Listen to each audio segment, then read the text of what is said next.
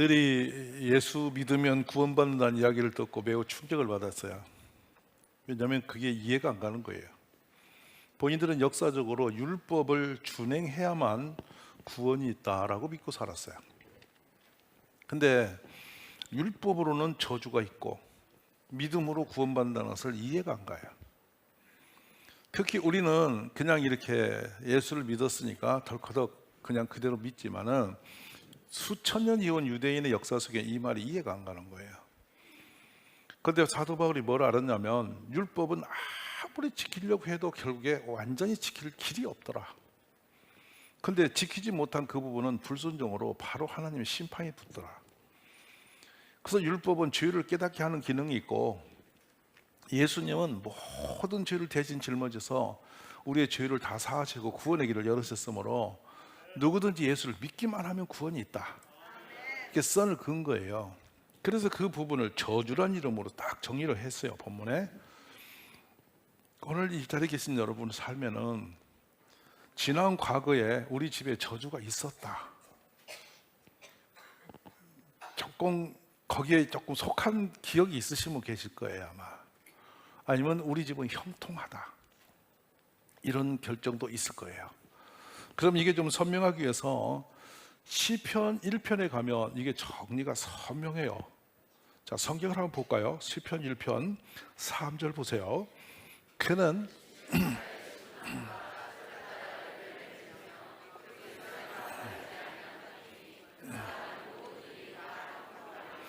아멘. 자, 그러면 저 형통이란 용어는 막힘이 없이 일이 하는 것마다 잘 되어지는 사람인데요. 성경에는 요셉이란 인물에게 처음 저 용어가 붙어요. 그 하는 모든 일이 형통했다.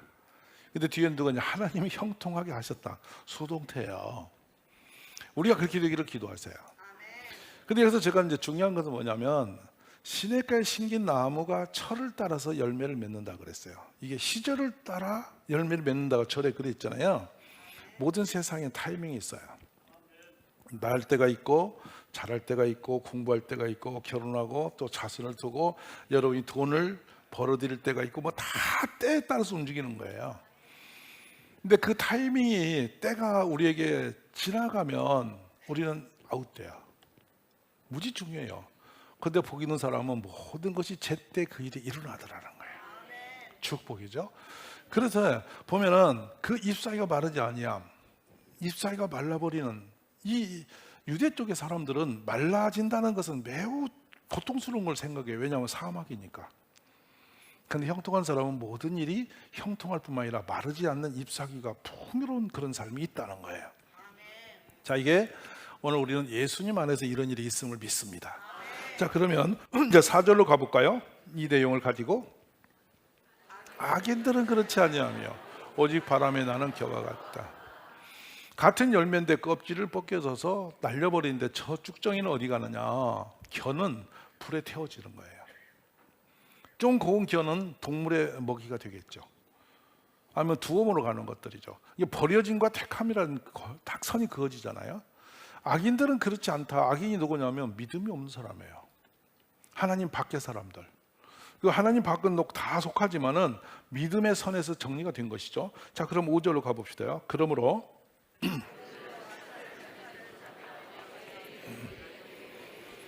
예, 그렇습니다.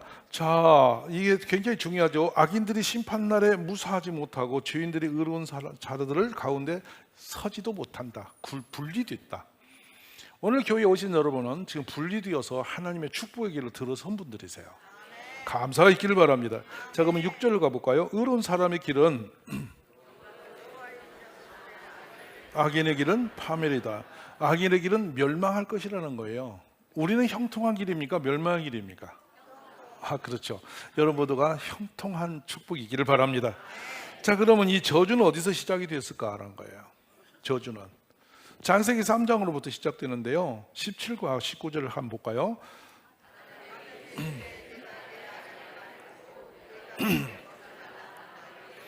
땅은 너로 말미암아 저주를 받고 너는 내 평생의 수고야 그 소산을 먹으리라. 땅이 너게 가시덤불 건건 귀를 낼 것이라. 너가 먹을 것은 밭의 채소인즉 너가 흙으로 돌아갈 때까지 얼굴에 땀을 흘려야 먹을 것을 먹으리니 너가 그것에서 취함을 입었음이라 너는 흙이니 흙으로 돌아갈 것이니라 하시니라. 할렐루야. 이 얼마나 비참하냐면 저주는 모든 것이 쭉정이 되는 거예요. 헛되게 되는 거예요. 자녀를 기르면 자녀가 우리에게 기쁨을 주지 못하고 사건이 되고 문제가 되어서 고통이 되고요. 사업을 했더니 사업이 우리에게 복을 주는 게 아니라 그것이 문제가 되어서 우리 자체를 소멸해버리게 하고, 하는 것마다 엉켜갖고 되는 일이 없는 거예요. 그러니까 오죽하면 가지도 물 엉겅퀴가 됐나요? 근데 본문에 보면 평생에 수고해야 소산을 먹는데 죽기 살기로 노력을 했대. 근데 끝에 가서 흙으로 간대. 얼마나 비참한 인생이에요. 이것이 저주라고 하는 그림 속에 우리 인생이 놓여진 상태이죠. 근데 출발선에는 하나님을 거역한 것으로 출발이 됐어요. 근데 이 부분이 회복이 되고 있습니다. 오늘 우리가 예수 믿어야 할 이유가 뭐냐? 이 회복의 기쁨이 있기 때문이죠. 모두가 예수 믿고 회복되는 축복이 있기를 바랍니다. 자, 그럼 로마서 5장 15절 한번 가볼까요? 그러나 이 은사는 그 범죄 같지 아니하니 또 한 사람의 범죄로 인하여 많은 사람이 죽었은즉 더욱 하나님의 은혜와 또한 한 사람 예수 그리스도의 은혜로 말미암은 선물은 많은 사람에게 넘쳤느니라. 자, 한 사람의 범죄로 인하여 많은 사람이 죽었다. 이게 아담의 일이고요. 예수님 밖에. 그리고 예수님으로 인하여 모든 사람의 은혜로 말미암아 구원의 선물을 받았다. 오늘 저주로부터 구원을 받은 사람들임을 믿습니다.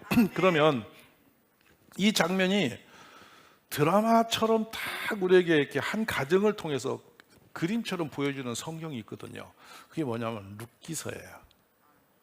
룻기서는 한 가정의 삶의 역사를 쭉 들어서 저주받은 가정과 그 후로 구원받은 가정이 어떻게 되었는지를 그리는 장면이에요. 자, 그래서 이것도 이방인을 향한 구원의 문이 열린 것을 소개하시는데요. 한번 룻기서를 우리 볼까요? 자, 1절 봅니다. 어떤 상태가 있습니다. 사사들이 출할 때 그 땅에 흉년이 터지라 유다 베들레헴의 한 사람이 그의 아내와 두 아들을 데리고 모압 지방에 가서 거류하였는데, 아멘. 뭐가 왔대요? 흉년이 들었어요. 먹고 사는 문제가 삶의 문제가 되어져 버린 거예요. 여러분, 오늘 밥 먹고 사는 게 문제 되십니까? 내일 뭐 먹고 살까? 모레 뭐 먹고 살까? 그것이 문제가 되고 걱정이 되세요? 아직 여러분 지금 그 정도로 좀 벗어났죠? 왜 대답이 없으세요? 내일 먹을 게 없으세요? 이게 지금 흉년이 드니까 이들은 하루하루 사는 자체가 생계적 문제가 삶의 문제가 되어 있는 거예요.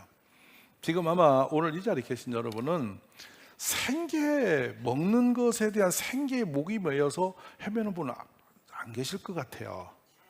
혹시 옆에 분 물어보세요. 내일 밥 굶게 드십니까? 물어보세요 봐요. 그런 일은 없을 거예요. 근데 흉년이 드니까 생활 자체의 삶의 문제가 커졌죠. 그래서 이들은 결단합니다. 야, 여기서 못 살겠다. 소식 들으니까 저 모압 땅에 가면 좀 풍요롭다던데 그리 갈까 하고 떠나갑니다. 그 가족 이름이 소개돼요. 2절 볼까요? 그 사람의 이름은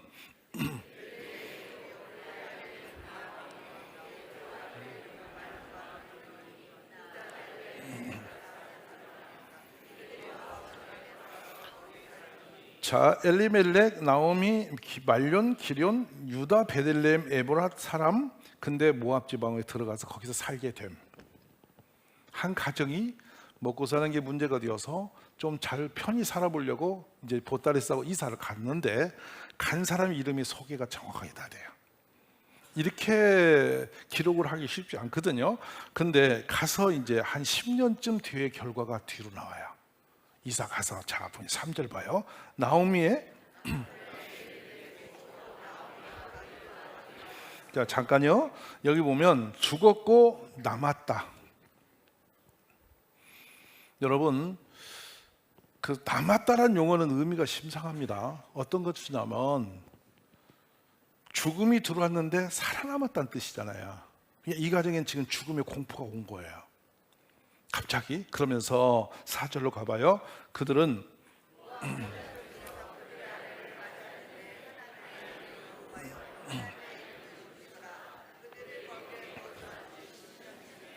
이제 며느리를 들였습니다.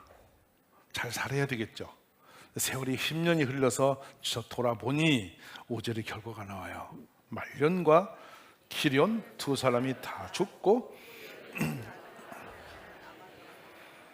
죽고 남고 이렇게 정리되는데, 함께 떠났던 남성들은 아버지와 두 아들은 죽었고 새로 들인 며느리와 시어머니만 살았습니다. 3명의 과부만 남았어요. 여기서 들려오는 내용들이 뭐냐면 흉년, 기근, 가난, 이사, 방황, 치명적인 죽음, 그리고 결혼, 그리고 죽고 남고, 끝에는 3 여인만 남은 것으로 정리가 마침을 했어요.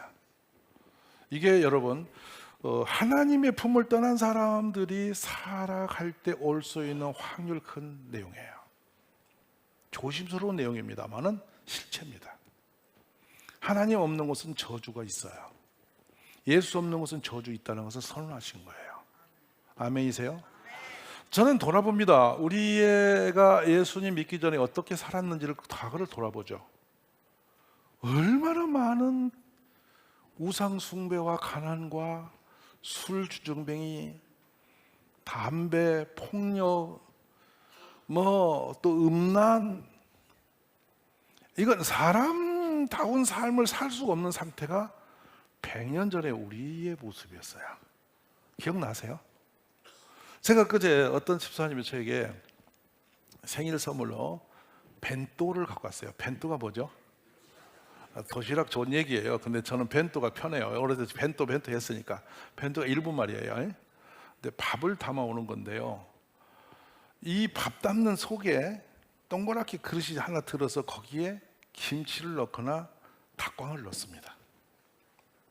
다른 것이 들어갈 일이 거의 없었어요, 저희 시대에. 그런데 이 밥이 보리였습니다. 대다수가.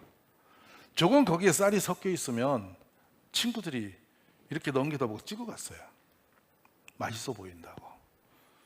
근데 그 꽁보리밥 도시락을 싸우지 못한 애들은 점심 그 도시락 까는 시간에 밖으로 나갔어요. 그게 저희들의 성장기에 있었던 대한민국의 모습이에요. 끔찍한 고통이 있었죠. 학교에서 회충약을 주는데 그 회충을 난 걸 전부 골라서 몇 마리 담아다가 조사시켰습니다. 교육청에서. 상상이 되세요? 쇼킹한 일이에요. 저희가 군대 갈 때는 뭐가 있었냐면 이 주머니를 여기다 다른데 DDT라고 하는 농약을 여기다 달고 군인들이 내일을 입고 군대 생활을 했어요. 아마 저희 형님들은 그때 맞아, 그때 그랬지. 여기다 이렇게 달아요. 그게 DDT라고 하는 농약 가루를 넣고 여기다 거는 거예요. 왜냐? 군 부대가 이 때문에 못 살아. 그게 우리 시대야. 근데 우리 선배들 조금 더 가면 뭐냐? 머리를 깎고 미군들이 이게 광목에다가 농약을 DDT를 넣어가지고 막대기 끈에 달고 머리다 툭툭 털었어. 그게 지금 여기 80대 형님들이 살았던 때예요. 그게 어디? 대한민국이에요. 여러분의 어머니 아버지 시대 상상이 되세요? 지금은 이런 말 하면 무슨 쓸데없는 얘기를 그렇게 골타분하게, 아까 초등학생이 그래요. 그거 뭐 이상한 얘기를 하냐고 나한테. 나가다가 오늘 목사니까 이상한 얘기를 왜 하냐고. 그런 게 어디 있냐고 그래. 근데 지금 나이 드신 분은 이거 감을 잡을 거예요, 이거. 근데 우리는 그때 우상이 너무 많았어요. 굿과 점치는 것과 여기저기에서 그런 일은 계속되고 있었어요. 알도 듣도 못한 우상이 얼마나 많은지 몰라요. 그래서 장독대 가면 장독대 귀신이 있어서 거기다가 물을 떠놓고 빌어야 되고 떡실 올리고, 또 부엌에 들어오면 부엌에 있는 그 삼시랑 귀신이 또 있었어요. 가서 찾아보세요. 삼시랑이라고. 온 세상에 귀신이 가득했어요, 우리는. 그러고 애기만 나도 이게 쌈티를 걸어서 그 문 앞에 귀신 들어온다고 못 들어오게 막아놓고, 거기다 숯 꽂아놓고 고추 꽂아놓고 이게 난리를 냈어. 기억나시는 분 이거? 쌈줄. 그게 귀신의 경계선이었어. 그리고 골목마다 큰 나무 밑에마다 돌 쌓아놓고 거기다가 돼지 머리를 올려놓고 거기다 콧구멍에다 돈을 꽂아놓고. 기억나세요? 문지방마다 가면 동태 걸어놓고 다 실 걸어놓고 오색실 걸어놓고 다 돈 꽂아놓고. 제가 그 목사하면서 천안에서 그 보신당 집을 잡혀갔어요. 저는 보신당을 싫어하는데. 근데 보신당 집에 가니까 이 명태 마른 명태가 몇 마리가 묶여서 실에 걸려 있는데 그 다 명태 입에 돈이 다 있는 거야. 그거 제가 다 뺐거든요. 뺏겼더니 주인이 놀래가지고 눈이 휘둥그레 달려왔어요. 그래서 이거 있을수록 망한다 했더니 얼른 빼치래. 자기는 무서워서 못 내린대. 죽은 동태도 못 내려 우리가. 이게 우리의 모습이야. 이해가 되세요? 이렇게 살았는데 그 결과가 뭐였어요? 젊어서 죽고 술에 죽고 싸움질하고 가난하고 정말 가난했어요. 근데 그렇게 가난해도요 밥은 못 먹어도 술은 먹었어요. 무슨 말 아세요? 이게 제정신이 아니에요. 오후만 되면 온 골목에 술 취한 사람들이 소리 지르고 이 집 저 집에 싸움질이 나고, 이게 위대한 대한민국이었어요. 근데 그 어두운 땅에 복음이 들어왔어요. 복음이 들어왔는데 처음에는 서양 귀신 왔다고 욕했어요. 글을 알아야지. 글을 알아야지. 무슨 것인지 알아야지. 근데 서양의 선교사님들과 예수 믿은 초기의 분들은요 한글을 모르고 찬송을 불렀어요. 저도 그때 그 교회 다니면서 배워가지고 제가 찬송할 때 되게 힘들어요. 왜냐하면 안 맞아. 속죄함 속죄함 이렇게 불렀어. 지금 속죄함 속죄함 그러잖아요. 그냥 부르고 싶은 대로 목사님 부르면 그 교회에 그게 찬송이 된 거야. 근데 저는 그 속죄함 속죄함 이렇게 배웠어. 변찮는 주님의 사랑과 안 맞아. 근데 지금 보면 낯설어. 그러니까 왜냐, 악보 없이 배웠어요. 근데 중국 가니까 1, 2, 3, 4를 써놓고 부르더라고요. 그만큼 우리는 어리석고 문맹적인 나라였어요. 초등학교 1학년 교실에 가면요 그때 사진을 보면은 엄마가 뒤에서 애기 기저귀 갈고 1학년이에요. 근데 아들이 앞에서 1학년이에요. 근데 1학년 반에 14살 먹은 형도 1학년, 8살도 1학년이에요. 엄마도 1학년. 이 초등학교 그림을 보면 기가 막혀요. 근데 그곳에 복음이 들어와요. 아멘이죠. 그래서 나중에 성경을 통해서 말씀을 또 글을 배우고, 교회 가서 성경을 읽다 보니 글을 알게 되었고, 찬송을 부르면서 신문화를 알게 되고, 배워야 사는구나 해서 학교로 아이들을 가르치고 또 가르쳐낸 것은 기독교의 역사입니다. 고아를 주어다가 고아원에 주어다가 이 아이를 집에서 아들 삼아서 언더우드 선교사가 기른 사람이 김규식 선생인데, 지금 세계적인 프린스턴 대학에 석사를 만들어서 평화 만민회의 하는 파리의 특사로 보냅니다. 고아가 세계적 인물이 돼요. 기독교의 축복입니다. 그래 계속 예수를 만난 사람들이 사는 방법이 나오는데, 근데 여러분 이 예수님이 과거에 그런 게 아니에요. 지금도 우리가 찾아오는 방법은 참 미약하게 찾아오시는데요. 자, 한번 봅시다. 룻기서 1장 20절부터 한번 가봅시다. 우리의 형편이 어떤지 봅니다. 나오미가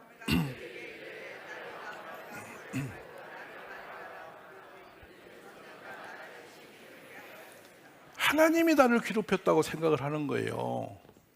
보통 믿음이 약한 사람들이 하나님 안 믿다가도 뭐 문제가 생기면 하나님이 그럴 수 있냐고 따집니다. 되게 재밌는 장면이에요. 나오미가 지금 그러고 있습니다. 근데 나오미란 이름은 기쁨의 여자, 기쁨의 이런 의미를 갖고 있는 이름이에요. 근데 21절 가봅시다. 내가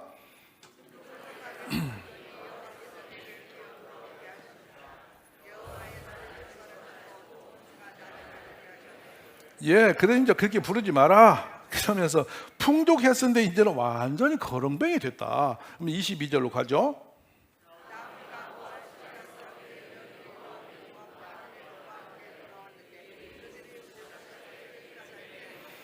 드디어 돌아왔습니다. 모압 땅에 돌아왔는데 묘한 일이 하나 벌어졌습니다.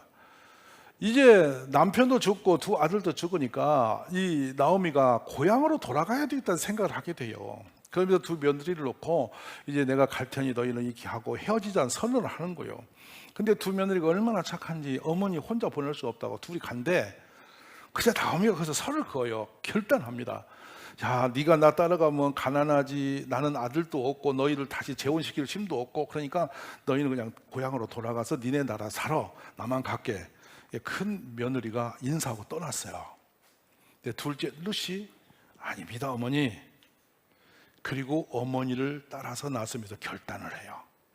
자, 그 결단의 장면 한번 보실까요? 이게 제자 훈련 때 늘 읽는 말씀인데요. 루키 한번 봅시다. 1장 16절 7절입니다. 루시 이르되 어머니를 따르지 말고 돌아가라 강건하지 마옵소서. 어머니께서 가시는 곳에 나도 가고 어머니께서 머무는 곳에서 나도 머물겠나이다. 어머니의 백성이 나의 백성이 되고 어머니 하나님이 나의 하나님이 되시리니. 아멘. 자, 신앙 고백이죠. 결코 나는 교회를 떠나지 아니하리라. 하나님을 떠나지 아니하리라. 예수님을 따라가리라. 예수님이 계신 곳에 나도 있으리라. 이러면서 신앙 고백합니다. 이거 제자 훈련 때 늘 고백했던 장면입니다. 자, 17절 있습니다. 어머니께서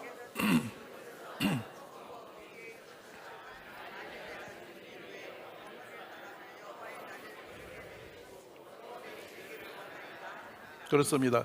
저는 이 장면에서 이걸 생각해요. 루시라는 그 이방 여자가 신앙이 충천해서 내가 하나님의 나라 가 살리라 이런 결단이 그 믿음으로 오지는 않았을 것 같은 분위기.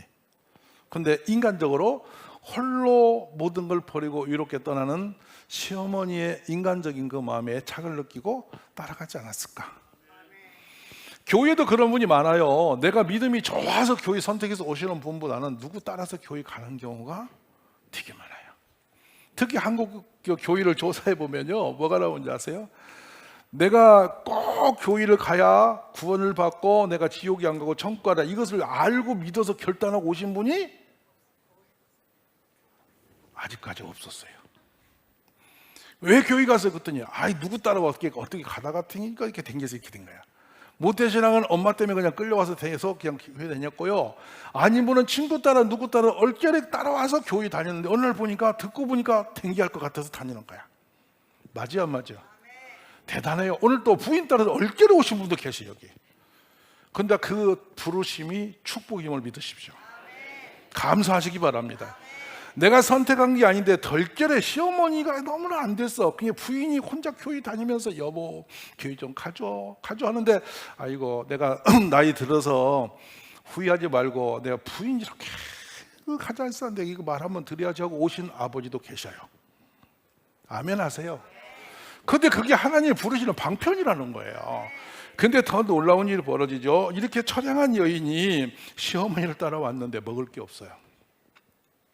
그래서 시어머니 허락을 받고 어디를 가냐면 밀을 베는 추수하는 밭에 갑니다. 노동으로 간 것이 아니라요, 이삭주로 간 거예요. 그런데 신명기가 내 얘기에서 뭐라고 했냐면 하나님의 백성들은 반드시 추수를 하되 떨구라 이삭을 떨고 놀아요. 우리나라에는 뭐가 있냐면요, 고시래라는 게 있어요. 감을 따면 몇 개 남겨놔요. 산새밥을 남기죠. 들에 가서 도시락을 드실 때는 먼저 던지죠, 먹을 걸. 들에다가 날짐승도 먹을 걸 뿌리는 거. 야, 이게 어떻게 성경에서 온 얘기인데 여기서 하는지 몰라. 희한해. 하나님은 약한 자가 먹을 것을 남겨둘 수 있도록 그렇게 법으로 정해놓으셨거든. 근데 이 룻이 그 타작마다에 가서 이삭을 줍는데 이삭을 많이 줍게 돼. 근데 보니 이 일하는 소년들이 흘려줘. 근데 주인이 왔어. 보아스라는 남자가 오더니 야, 유별나게 더 많이 흘려라. 그래서 저 여인이 많이 주워가게 해라. 그러면서 시원한 냉수도 먹어라. 막 그리고 쉬고 가져가고 싶으면 가져가라. 이렇게 하고 그 주인이 갑자기 여기 은혜를 베풀어. 이게 무슨 장면인지 아세요? 교회에 그냥 머무러 왔는데 어느 날 하나님은 아주 작은 이삭 줍는 거 하나, 작은 기도 하나, 모두가 이웃에서 예배 마치고 나가는데 이래요.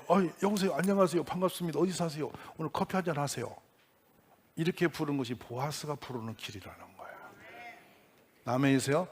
그분하고 사귀면서 그분하고 어울리면서 하나님의 은혜가 점점 커지기 시작하고 하나님의 선물이 임하게 되는 거예요. 믿으시면 아멘 하세요. 제가 이거 기가 막힌 간증을 여기서 하나 하고 싶은 게 있는데, 신입원 2학년을 됐는데요, 대학원에서 제가 학비를 이렇게 육체적으로 벌지 않고 하나님이 주시는 대로 간다. 하나님이 살아계시니까 이걸 주시면 학비나 내 생활을 다 책임지시면 하나님이 살아계신 거고, 이거 학비를 안 주시면 학교 가지 않아도 되는 거다. 가기 싫은 학교를 가니까 그런 머리를 굴리는 거예요. 그러고 이제 학교를 다니는데 2학년 때 5월이 다 되도록 학비 50만 원이 모자래요. 그러면 그 50만 원이 없으면 학교 안 가도 되는 거예요. 내가 하나님 안 계시는 걸 치고. 무슨 말 아시죠? 하나님을 시험하는 거예요. 그래서 5월 마지막 주 금요일 날 예배를 마쳤는데 제 친구 정신선이라고 거창에 있는 친구 목사가, 야 이전사, 내 친구가 서울에서 목회하는데 거기 잠깐 갔을 때 볼일인데 같이 갔다 가자. 안 간다면 서운할 것 같아서 그냥 갔어요. 갔더니 그 목사님이 도가니탕을 사줘요. 도가니탕을 먹는 거예요. 근데 그날 그 교회 가니까 금요일인데 바자회를 하고 있었어. 무슨 선교 바자회를. 근데 밥상에 이렇게 앉아서 도가니탕을 먹고 있는데 밥을 먹고 나올 무렵에 여전도 회장이 봉투 하나를 들고 목사님한테, 목사님 오늘 다 정리하고 많이 남아갖고 이 정도가 선교도 될 것 같아고 봉투 하나를 놓고 갔어. 생각 없는 목사님 받은 거니 우리 생각 없어. 그 밥 먹고 차 타고 오는 거야. 근데 누가 우리 차 뒤를 계속 오면 따라오면서 두드려. 차를 세웠지. 그랬더니 저쪽에 문을 열고 목사님 오더니 봉투를 저한테 이렇게 주시면서 이거 이전사 쓰세요 이러고 갔어. 그분이 지금 동경에서 선교사인데요. 그래 제가 오다가 만남의 광장에서 봉투를 열어봤잖아. 정지선하고 둘이. 근데 이게 얼마냐면 딱 50만 원이야. 와, 10,000원이라도 더 넣어주면 어디 가? 우리 하나님이 주시려면 좀 100만 원 주시면 안 되는 거야? 딱 50만 원이야. 그러면 이걸 뭐라고 해야 돼? 그냥 목사님이 줬다고 해야 돼? 하나님이 줬다고 해야 돼? 옆에 있는 정인선이가, 야 이전사, 너는 하나님이 학비 주셨다? 너는 신학해야겠네. 이 말이 얼마나 이게 희한하게 들리는지 믿기도 하고 이상하기도 하고 믿음으로 감사하기도 하고 묘한 생각이 딱 들어오는 거예요. 우리 주님 여러분을 축복하실 때요, 어느 날 결단하고 신앙생활하고 기도하고 이렇게 다니다가 우연한 것 같은데 우연히 지나가는 사람의 말 한마디가, 누가 차 한잔 대면서 이리 와봐 교회 좀 가볼까? 그것이 하나님이 나를 축복의 길로 부르시는 광경이에요. 아멘이세요? 저는 우리 하나님이 세미한 가운데 음성을 주시고 그렇게 작은 손길 하나 통해서 부르시는 것을 깨달아요. 이게 여러분 모두에게 있었어요. 있었는데 우리는 무심코 지나치는 경우가 많아요. 그 기회를 기억하세요. 그럼 은혜가 있고 앞으로도 큰 복 주실 줄로 믿습니다. 자, 그래서 이 여인이 거기 가서 그걸 명령을 하는 거 보니까 내한테 그 이삭 주는 거, 그 이삭 얼마나 슬픕니까? 그거를 죽게 하고 결국은요, 이 여인이 그 보아스와 결혼을 합니다. 그리고 다윗 임금의 증조 할머니가 돼요. 그 손자가 왕이 되었어요. 그리고 그 후에 예수님이 그 가문에 태어나세요. 할렐루야. 오늘 여러분 그냥 교회를 이렇게 오셨습니다. 피곤하고 공부하고 어려워서 올 수 있어요. 그러나 주님은 우리를 기억하세요. 결코 그냥 두지 않으세요. 믿음으로 주님 앞에 바르게 서고자 할 때에 주님의 손 내미시고 이삭 하나 두는 것에서 축복의 문이 열린 것처럼 여러분의 가정에도 하나님의 축복이 임할 줄로 믿습니다. 그래서 그 보아스와 나중에 만남의 장면은 무슨 말을 하냐면요, 룻기서 3장 9절을 보십시다. 자, 이르되 너가 누구냐 하니 대답하되 나는 당신의 종 시오니 당신의 옷자락을 펴 당신의 여종을 덮으소서. 이는 당신이 기업을 부를 자가 되니이다. 은혜의 옷자락으로 나를 덮어주소서. 예수님을 만나면 우리는 저주를 이기는 겁니다. 안진뱅이가 일어나 걷고, 아멘이세요. 소경이 눈을 뜨고, 펑어리가 말을 하고, 귀신 들린 자가 자유를 얻고, 가난한 자가 형통함이 되고, 병든 자가 나음을 입었어요. 이게 복음의 축복입니다. 우리 사랑하신 여러분, 이 불쌍한 한 여인이 먹고 사는 문제에 걸려서 길을 떠나서 방황했는데 결국엔 다시 믿음에 결단하고 주 앞에 나올 때 하나님의 축복의 문을 여신 것처럼 오늘 또 예수 앞에 나오신 여러분에게 하나님이 복을 주실 줄로 믿습니다. 가난을 해결하실 것이고 아픔과 고통도 해결하실 것이고 여러 인생의 모든 문제를 주 안에서 풀어주심이 있음을 믿습니다. 그리고 영원한 나라 천국의 여러분을 맞이하실 것이고 또 부활케 하시는 축복이 여러분 앞에 열리는 것입니다. 여러분은 정말로 복을 받은 사람입니다.